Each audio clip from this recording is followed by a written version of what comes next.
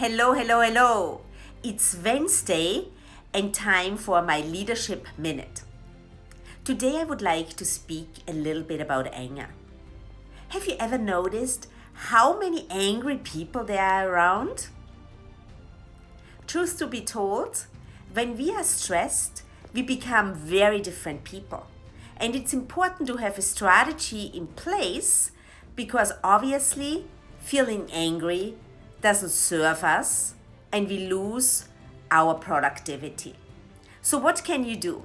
First of all, when you feel angry, take a deep breath and notice that you feel angry. Then ask yourself, where does this anger come from?